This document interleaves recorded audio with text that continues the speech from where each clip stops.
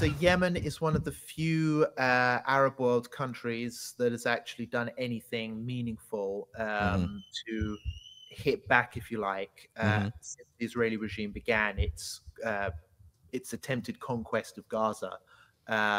They've literally entered the war. They've declared war on Israel. They fired, I think, some ballistic missiles and some drones at Israel directly. They have Where in Israel? that's right. They've commandeered. They've detained some cargo shipping, at least one, and there have been other attacks, reported attacks on other. I think an oil tanker was targeted off of the south coast, not far off of the coast of Aden, the southern capital of Yemen. So Yemenis have basically entered the war directly, but of course there are other. We know there's a front in South Lebanon as well, and then of course we're going to wait and see how things escalate. But I think overall, let me just be clear about this. I think that the response by the Muslim world in general, generally speaking, has been poor from a political standpoint. I think that we're literally witnessing the mass murder of Arab innocents, women and children, and basically the Arab world politically has done practically nothing.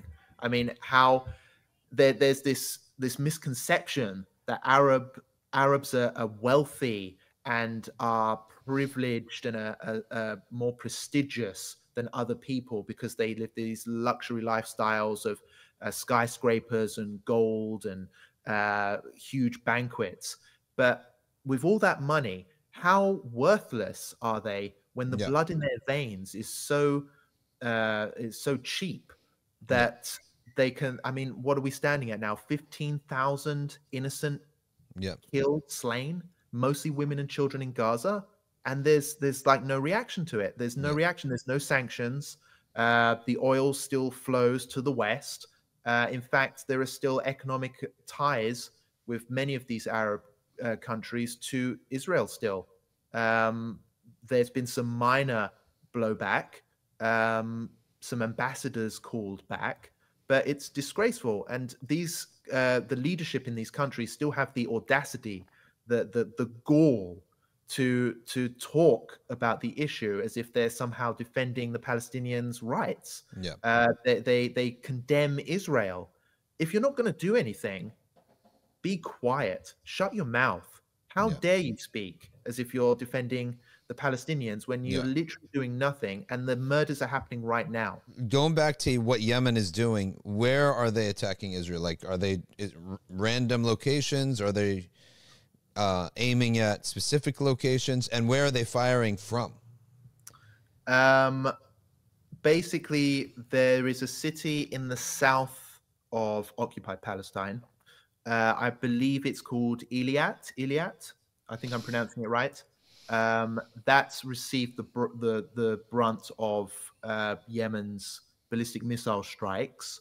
Obviously, it's disputed on how accurate or effective they've been. I think there hasn't been any major escalation recently. The big question is, will Israel respond? Would they directly attack Yemen? That's a question on many people's minds in response to this. As we know, Israel has a habit of attacking its neighbors.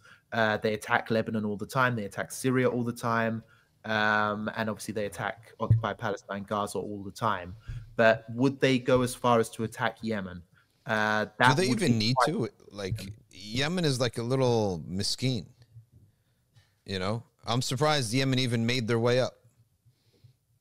So they took their ships, went around the corner, right? Or came straight out of Aden, went up the Red Sea, right? And are firing from there. So how has Israel not taken out that ship? You're such a... The power shift here is not even comparable. So how have they just not knocked out that ship? I don't understand why they're letting them...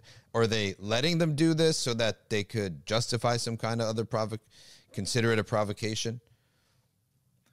I think that there is quite a distance between Yemen and occupied Palestine, and it's a very busy shipping lane through the Red Sea. there's a lot of shipping going through there, and it's quite a vital connection route between like the oil-rich Yeah. Gulf countries and Europe, basically, as they go through Egypt and on Yeah. into the Mediterranean. Um, they've decided to target any cargo shipping linked to Israel in any way as a type of sanctioning strategy to pressure for them to end their aggression on Gaza, So basically. like what the Somali pirates did.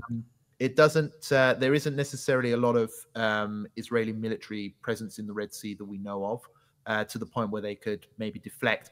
Because Yemenis using, from what I've seen, hit and run sort of tactics. They use smaller vessels. They're using helicopters to land on passing cargo ships, so they can hit hard and fast, basically. And it would be very difficult to anticipate when Yemenis are going to strike. These are the types of tactics they're using.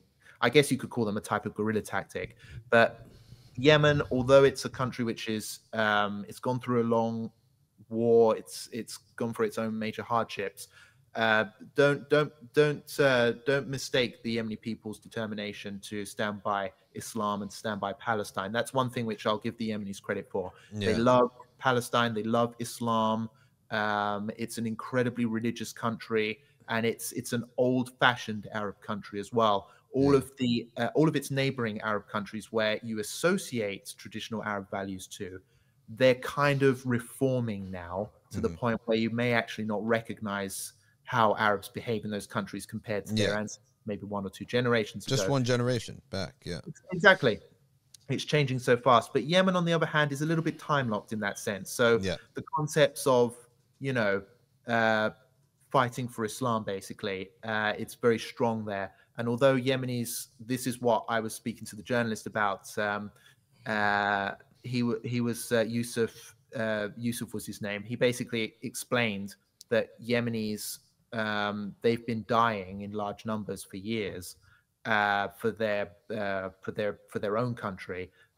They're willing to do the same for Palestine. It's as simple as that. And that's something which I think has to be noted. It's as simple as that. I think it's so unique now when you look at how their neighbors are behaving when it comes to Palestine. Saudi Arabia, the UAE, and so on. They're looking to normalize with the apartheid regime that's killing Arabs indiscriminately. Yemen, on the other hand, is literally fighting them. And how crazy is that you have these Arab countries, the normalization countries, attacking Muslims in Yemen for years. I think over 100,000 Yemenis have been killed so far that we know of. But yeah, it's that country, the one that they've been attacking, that actually stood up for Palestine. There is a logic here that there's a logic that when you've been fighting for your life for a long period of time, the fight button is very easy to locate, right? When you've been getting hit for so long, the mindset of exposing yourself to another hit is sometimes there. And you see that all the time when people who are fighting for their lives for a long period of time, although on the outside they look weak, but on the inside, the fight ethic is alive and well. In the contrast, that those who are very strong and because of their strength haven't needed to fight, when it comes time to fight, despite their external strength, they can't find the button. They can't find the internal mechanism, the button to push that says fight. And that's where in the world of Muslims you find that it's the poorest, and I think it's universal. The poorest, or downtrodden, those are the people they've so accustomed to this, and they don't have much to lose in the first place, that are most willing to defend their people. Those who have living comfortably and do have a lot to lose, they don't have that button, right? And they never show up. And that's I think universally throughout history, you find those situations.